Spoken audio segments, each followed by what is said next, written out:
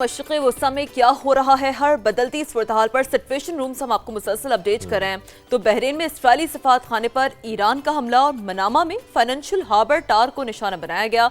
ईरानी media के मुताबिक financial harbour tower में इसराइली सफारत खाना कायम था, यानी कि बहुत स्ट्रैटेजिकली शाज़ेब ईरान जो अपने टारगेट्स है उन्हें निशाना बना रहा है। बिल्कुल, इसके साथ साथ अपने नाज़रीन को ये बताएं कि ईरान में स्कूल पर जो हमला हुआ, अमरीकी फौज ने यह हमला किया। न्यूयॉर्क टाइम्स की तहकीकात में इंकशाफ हुआ है जिस वक्त स्कूल पर हमला हुआ अमरीकी फोर्सेस उस इलाके पर हमला कर रही थी और अभी यह तय नहीं हुआ कि स्कूल पर बमबारी गलती थी या जानबूझकर किया गया।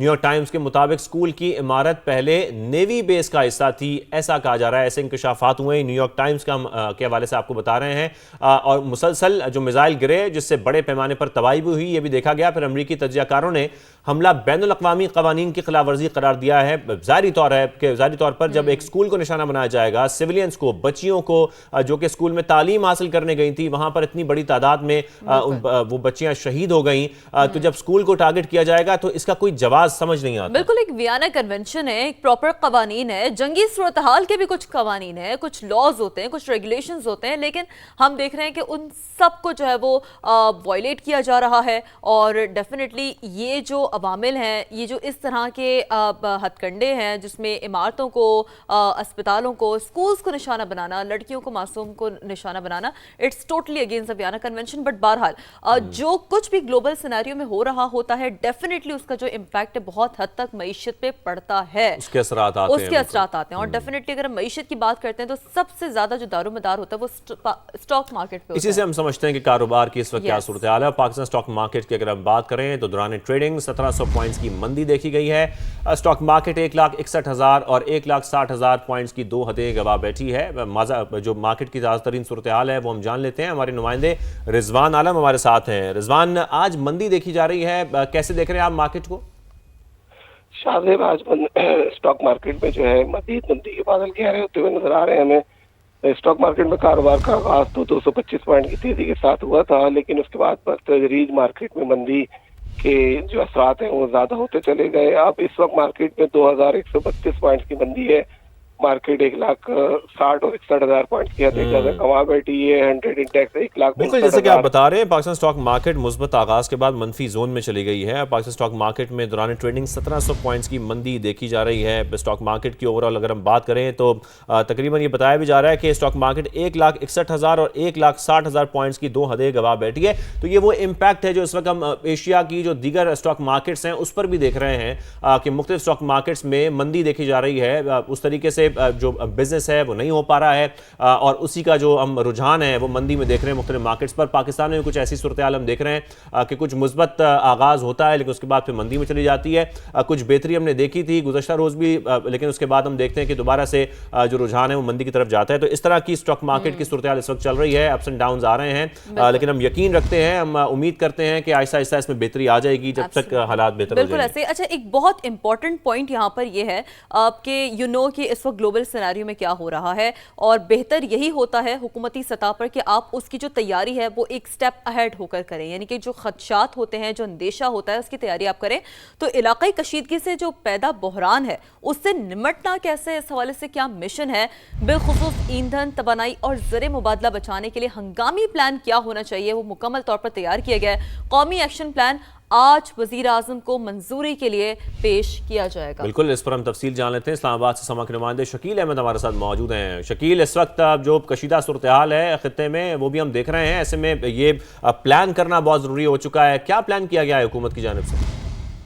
शायद मुख्तलिफ एक्शन है, क्योंकि एक स्पेशल कमेटी कायम की गई थी प्राइम मिनिस्टर की जानिब से। उसने एक नेशनल एक्शन प्लान तैयार किया है जिसके तहत मुख्तलिफ बचत इकदाम हैं, हिफाजती इकदाम हैं। जिस तरह कोरोना वबा के दौरान हुकूमत पाकिस्तान ने इकदाम लिए थे, इसी तरह इस बार भी ईंधन, तवानाई और ज़र मुबादला बचाने के लिए हंगामी प्लान तैयार किया गया है जिसके तहत वर्क फ्राम होम है।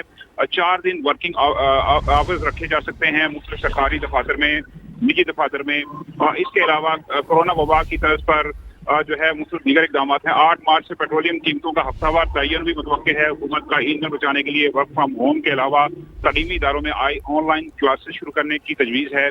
शहरियों के दरमियान कार पूलिंग को फरोग देने की तजवीज़ है ताकि ईंधन की बचत हो। पेट्रोलियम मसनूआत की कीमतों का हफ्तावार तयन होगा और सूबों को पेट्रोल पंप्स की निगरानी सख्त करने की हिदायत दी गई है। साथ साथ जखीरा अंदोजी और मुनाफाखोरी रोकने के लिए, स्मगलिंग रोकने के लिए क्रैकडाउन किया जाएगा और इसके लिए होल ऑफ गवर्नमेंट अप्रोच होगी। न सिर्फ वफाकी हुकूमत ओगरा बल्कि सूबाई हुकूमतें और जो एजेंसीज हैं मुतल्लिका लॉ इन्फोर्समेंट, उनको भी ऑन बोर्ड लिया जाएगा और एक्शन लिए जाएंगे। और आज प्राइम मिनिस्टर की ज़ेर-ए-सदारत इजलास है, इसमें अप्रूवल होगी और उसके बाद ईसीसी से मंजूरी के बाद बाकायदा अमल दरामद एक्शन प्लान पर शुरू कर दिया जाएगा। अमल दरामद शुरू कर दिया जाएगा इस एक्शन प्लान पर। बहुत शुक्रिया शकील ने इस सवाल से आप हमें तफसीलन बता रहे थे। तो जनाब 16वां रोज़ा है और जुमे का बाबरकत दिन है। यकीनी तौर पर 16th रोज़े like almost most of the half way we have gone और कितना जल्दी माह मुबारक गुजर जाता है हमें अंदाज़ा भी नहीं होता। लेकिन बहरहाल बहुत सारी मेरा ख्याल है कि ऐसी चीज़ें होती हैं जो कि आप यकीनी तौर पर रमज़ान में अपने बचपन से जोड़ते हैं। एक नॉस्टैल्जिक फीलिंग होती है, कोई ख़ास मेमोरी होती है। आपकी कोई ख़ास मेमोरी है? मेमोरीज बिल्कुल हैं और बचपन में मुझे तो याद है जब हमारे रोज़े होते थे तो मुझे बड़ा शौक होता था कि अफ्तार में क्या बन रहा है और मैं अम्मी के साथ किचन में खड़े होकर डिसाइड कर रहा होता था कि आज अफ्तार में ये सब चीज़ें होनी चाहिए। तो हम और शायद मेरा अभी भी यही कोशिश होती है कि अफ्तारी का जो मेन्यू है ना वो हम डिसाइड करें। लेकिन इन सब चीज़ों के साथ बहुत सारी हम सब की यादें हैं बचपन की। और लेकिन रमज़ान एक एहसास का नाम है, एक तरबियत का नाम है और इस समेत जो इनफरादी और इज्तिमाई तब्दीली है इसका महीना है। हम सबको जैसे कि हम रोज़ाना की बुनियाद पर अच्छी बात नहीं बात करते हैं रमज़ान में कैसे एक दूसरे का ख्याल रखना। बिल्कुल ऐसे। और आपने अपने बचपन की याद का जिक्र किया ना, मुझे जो सहरी की जो आवाज़ें वो एक वो बड़ा मुझे याद आती हैं।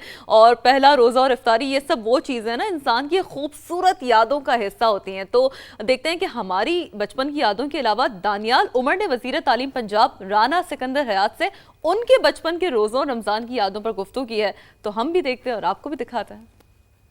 देखिए, रमज़ान जहां बरकतों और इबादतों का महीना है, वहीं ये यादों, रवायतों और ज़ाती तजुर्बात का सफ़र भी है। बचपन की सहरियाँ, पहला रोज़ा, अफ्तार में घर की रौनक और ख़ानदान का साथ, ये सारी चीज़ें ज़िंदगी के साथ साथ चलती हैं। चाहे इंसान की शख्सियत बदल जाए, किरदार बदल जाए, उस पर इजाफ़ी ज़िम्मेदारियाँ आ जाएं, मगर रमज़ान की रूह वही रहती है। इसी पर बात करने के लिए मेरे साथ आज मौजूद हैं वज़ीर तालीम पंजाब राना सिकंदर हयात साहब, जो कि यकीनन अब तो एक बड़े सियासतदान भी बन गए हैं, उनके पास एक बड़ा मनसब भी है, मगर यकीनन उनकी जो रमज़ान है वो उसी तरह ही होता होगा जो कि जिसमें एक बचपन की झलक यकीनन होगी। तो उनसे बात करते हैं। पहले ज़िंदगी के 6 साल जो हैं I was in my village, तो हमारे दादा जो हैं वो हमें हमेशा छोटे होते से मस्जिद में भेजते थे और साथ ही साथ इफ्तार का वहाँ अरेंज होता था जो अंडर प्रिविलेज थे उनके साथ। तो वो मेमोरीज़ जो हैं वो अब हम वो नहीं कर रहे आजकल। लाहौर में हम कोशिश करते हैं बट आपको पता है कि नेबर साथ वाले नेबर को शहर में नहीं जानता। तो वो वाली यादें बहुत याद आती हैं। अब पूरी कोशिश करते हैं आखिरी दिनों में हम रमज़ान के वहाँ होते हैं। राना साहब, क्या आपको याद है कि आपने जो पहला रोज़ा है वो कब रखा था? सर टू बी ऑनेस्ट, जब मैं बिल्कुल छोटा होता था तो उस ज़माने में चिड़ी रोज़े का भी रिवाज होता था, तो हमें बहुत शौक था रोज़े रखने का। तो मेरी वालदा कहती थी कि आप बहुत छोटे हैं, तो हम रोज़ा रखते थे और फिर वो हमें कहती थी कि ये रोज़ा जो है ना ये 12 बजे इफ्तार हो जाता है बिकॉज वी वर चिल्ड्रन। सो वो मेमोरीज़ याद हैं। बट सर शुरू से ही बिकॉज रूरल एरिया था, सो वो ऑर्गेनिक खुराकें जो आजकल नहीं मिलती वो सारी वहाँ मैसर थी, स्टार्टिंग फ्राम चाटी वाली lassi to desi ghee parathas to all sorts of chutneys which are very popular now again. But वो सारी ऑर्गेनिक चीज़ें जो आज दस्तयाब नहीं हैं वो बड़े शौक से खाते थे। योगर्ट अगैन, शक्कर और दही का जो कॉम्बिनेशन है, इट वाज अनबीटेबल। बचपन में आपको रोज़ा रखते हुए सबसे मुश्किल चीज़ क्या लगती थी? रमज़ान में जो हम मिस आउट करते थे बिकॉज रोज़ा रखा होता था, फिर वो कहते कि आप खेलें ना, स्पोर्ट्स टाइम कम हो गया है, दिन में को करिकुलर एक्टिविटीज़ नहीं हो सकती, ब्रेक टाइम जो होता था स्कूल टाइम्स के अंदर वो रिड्यूस हो जाता था, उस पर हमेशा इतराज़ रहता था। What beautiful days. ऐसा क्या खाना है जो कि आपके ख्याल में आप कहते हैं कि इफ्तारी में लाजमी होना चाहिए? ऐसी कौन सी डिश होती है और सबसे बेहतरीन इफ्तारी घर में कौन बनाता है? सहरी पे मेरी कोशिश होती है कि मैं सबके साथ सहरी करता हूँ, मिलता हूँ घर वालों के साथ, और मिनिमल होती है सहरी बट इफ्तार जो है फिर वो हैवी होता है। मदर स्टिल कुक्स, मेरी बेगम भी बहुत अच्छा खाना बनाती है, और फ्रूट चाट एक ऐसा एलिमेंट है जो ज़रूर होता है, घर के दही भले ज़रूर होते हैं, और साथ ही साथ पकौड़े। ये 3 चीज़ें हैं दैट नेवर गो मिसिंग। अभी भी कोशिश होती है कि ज़ाहिर इतनी मसरूफियत के बावजूद कि कोशिश हो कि घर पर ही इफ्तार हो। एंड स्पेशली नाउ कि मेरी बेटी ने भी पहला रोज़ा रखा तो उसने मुझे फ़ोन किया but I was not home, कि बाबा मेरा पहला रोज़ा है, आज मैंने आपके साथ इफ्तार करना है। But then again thinking of, आप देखें कि करोड़ों बच्चे भी तो अब हमारे बच्चे हैं, वो हमारी जिम्मेदारी है।